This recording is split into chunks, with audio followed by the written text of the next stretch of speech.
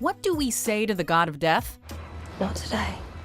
Welcome to Watch Mojo, and today we're counting down our picks for the top 3 things you missed in Game of Thrones Season 8, Episode 3, The Long Night.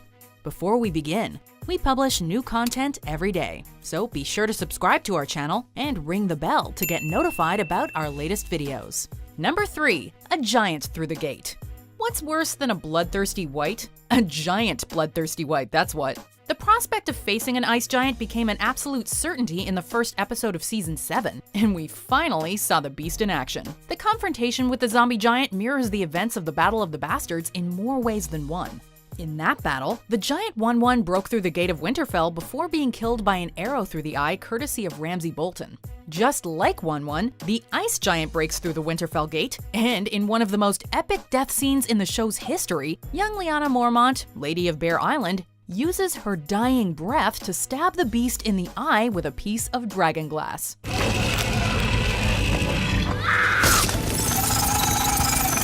If Game of Thrones has taught us anything, it's that you should always go for the eyes when fighting a giant.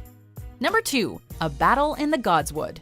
Theon's redemption arc came to its logical conclusion during the Battle of Winterfell. After he takes down countless wights, Bran calls him a good man and thanks him for his protection.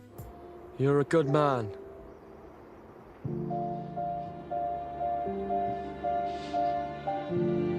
Thank you. Coming from the boy he once claimed to have burned to death, this was the redemption Theon was looking for all along. It makes sense that he would give his life moments later.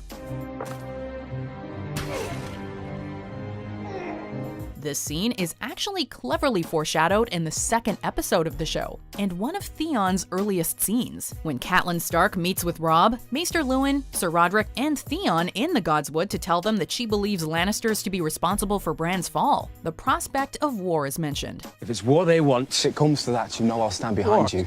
Is there going to be a battle in the Godswood? The Godswood has been a place of calm reflection throughout the series, and Maester Luwin would have been shocked to learn that it would become a battleground, and the place where the Night King would fall.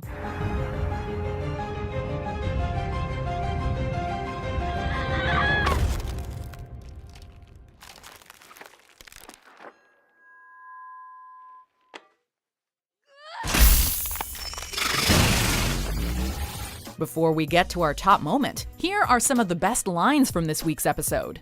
I don't know how to use it. Sticking with the pointy end.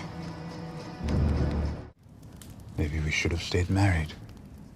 You were the best of them.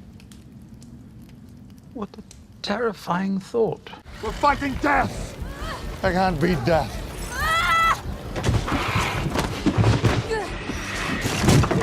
Tell her that! Number 1. Practice makes perfect. So, the Valyrian steel knife that was once meant to kill Bran ended up being the very weapon that would save him. If you recognize the clever move that led to the Night King's demise, it's probably because Arya's demonstrated it before. Arya's deadly move on the Night King is a callback to her sparring match with Brienne from Season 7. The Night King's death is also a callback to his creation, as Arya stabs him in the same spot where the Children of the Forest inserted the dragon glass to create him in the first place. Since Arya was the one to take down the Night King, does that mean she was the princess who was promised all along? Given what Melisandre said about Beric being resurrected over and over again simply so he could survive to save Arya, it seems like she was. But with the White Walker threat gone, does the prophesied savior have another role to play in the wars to come? There are 3 episodes left, and we can't wait to see where they go from here.